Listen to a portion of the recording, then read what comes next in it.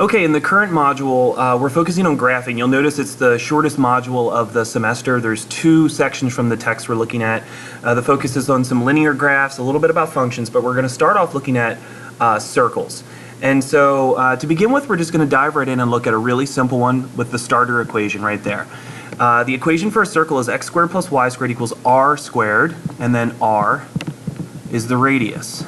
So this first example, x squared plus y squared equals 25. That's a circle that's centered at the origin, and if the r squared is 25, that would mean the radius is 5.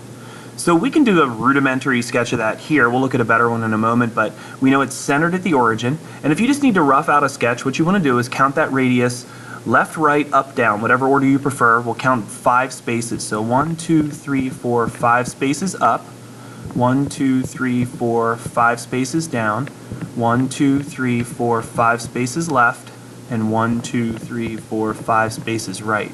And then I can just connect this circle around. And there's a circle centered at the origin with radius 5. Now, of course, in this day and age, it looks a little nicer with some technology, so we can bump over to Desmos.com and I can just type in x squared, using that caret symbol there, plus y squared equals 25, and there we have a beautiful circle centered at the origin with radius 5, and you'll even notice on Desmos that they sort of have those 4 corner points, or the points that are up, down, left, right, kind of marked also. Now, I want you to think just for a moment about why this equation works, because if you look, x squared plus y squared equals r squared, that might look a little familiar. And I picked one that has a radius of 5 because there's kind of some unique points on there. So I'm just going to throw points out that I know will be on there. For example, if x was 3 and y was 4, 3 squared plus 4 squared is indeed 25. Or you might notice that means 3 squared plus 4 squared equals 5 squared. If I go to the graph, that's saying go to the right 3, up 4, and that would put us on the circle.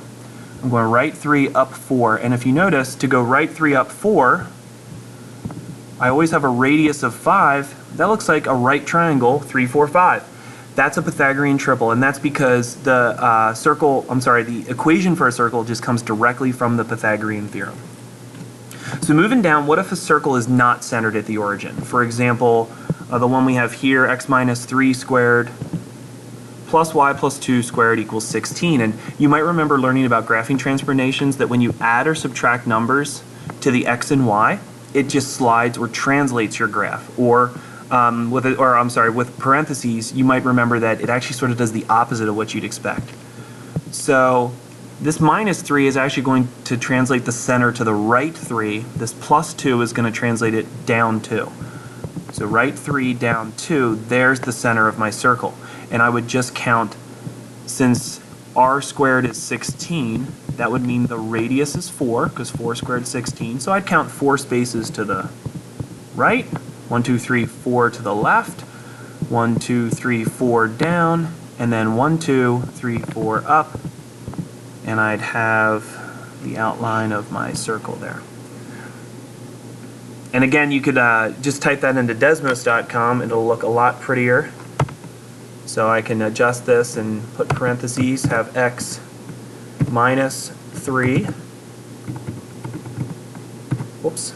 And then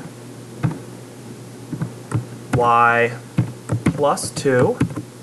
And then shrink that radius down so that the r squared is 16 instead of 25. There's a pretty version of what we just did over on the other screen. So in general, what happens is we usually use an h and a k here, and the minus h minus k means that h comma k would represent the center of the circle, and then of course, as before, r is the radius. So let's look at 2 other questions. One is, let's work backwards. Let's write the equation of a circle. So we might be given the center, so there's our hk, and be given the radius.